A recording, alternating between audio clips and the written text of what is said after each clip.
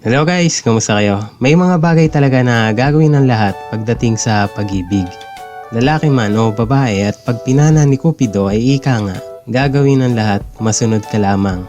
Well, today sa video to ay pag-usapan natin ang lalaking nagbisikleta mula India hanggang Sweden para mahanap ang kanyang true love. Talakay na din natin kung ano nga ba sinabi sa kanya ng isang manghula na naging dahilan kung bakit siya nagbisikleta ng 4 na buwan. At take note, bukod sa napakaganda ay mayaman pa naging asawa ng lalaking ito.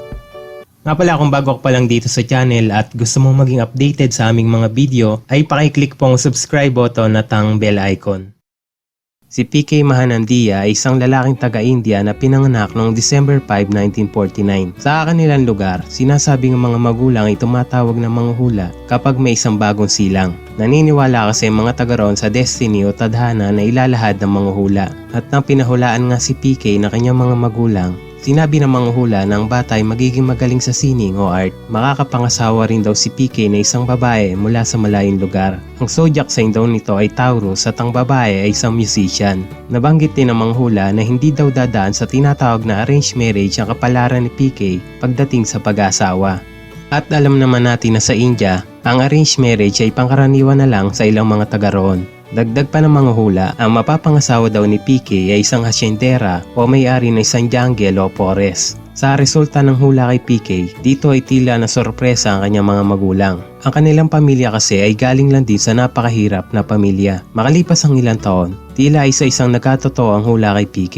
Lumaki nga itong may talento sa sining at dahil sa angking galing ay nakakuha ito ng scholarship sa kolehiyo at nag-enroll sa College of Art. Dahil nga sa kakulangan sa pera ay dumiskarte ang ating bida at naging street artist sa India. Sa mga kalsada ay rumarakit si PK sa pamamagitan ng pagpipinta ng larawan ng mga tao. Bagamat bawal ang ginagawa ni PK ay nag-enjoy naman siya sa kanyang ginagawa. Hanggang sa isang araw ay nakita niya isang napakagandang babae na may asul na mata at papalapit sa kinaroroonan niya. Ang ating bida ay tila nawala ng dila na makita ang isang napakagandang babae. Sa isip ni PK, ay may background music na tumutugtog habang slow motion na naglalakad ang babae. Ang pakay ng babae magpapinta ng kanyang mukha kay PK. At dahil sa nerbiyos ay hindi magawang makaguhit ni PK. Habang ginuguhit niya kasi ang dalaga, ay tila nalulusaw siya sa mga tingin nito sa kanya. Ang talento ni PK naglaho na parang bula ng araw na yon. Nanginginig kasi siya sa tuwing tinitignan siya ng magandang babae. At dahil nga doon, ay bumalik pa ang dalaga na 3 beses upang maperpekto lamang ang portrait. Napakabait din ang dalaga dahil dinodoble nito ang bayad kay PK sa tuwing matatapos ang larawan.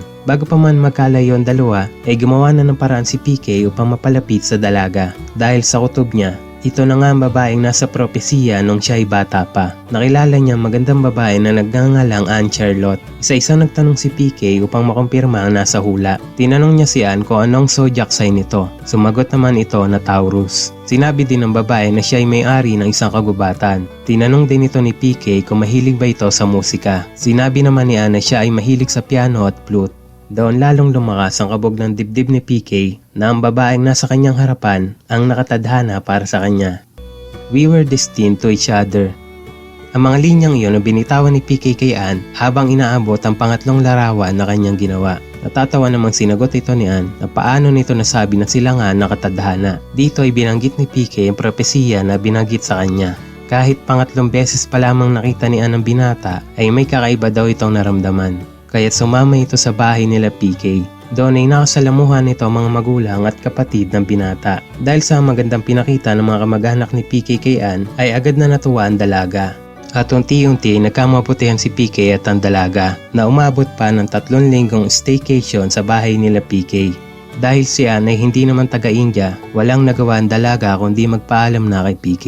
Ngunit hindi naman daw natapos ang komunikasyon ng dalawa. 1.5 taon nagsulatan si PK at Anne hanggang sa nabuo ng loob ni PK na puntahan ng babae. Ibinenta ni PK ang lahat ng kanyang gamit upang makabili ng bisikleta. Dala ang konting perang natira ay buong loob ni PK na maglakbay dala ang kanyang bike. Nagpatigil-tigil si PK sa iba't ibang lugar at ginamit ang talento upang mabuhay. Saad ni PK, habang naglalakbay, marami siyang nakilalang iba't ibang tao sa kanyang lugar na napuntahan. May mga nagbibigay pa nga daw sa kanya ng pagkain kapalit ng portrait na kanyang ginagawa. Kasabay noon patuloy na komunikasyon ni PK kay Anne. Nagpatuloy ang paglalakbay ni PK hanggang sa dumating ang pinakaaasam niyang araw. Ang makita si Anne. ang babaeng tinadhana na makasama niya habang buhay. Katulad ng mga fairy tale na may happy ever after, ay naging ganon din ang kapalaran ni PK. Sa kasalukuyan ay naninirahan na sa Sweden si PK, kasama ni Anne at ng kanilang 2 anak.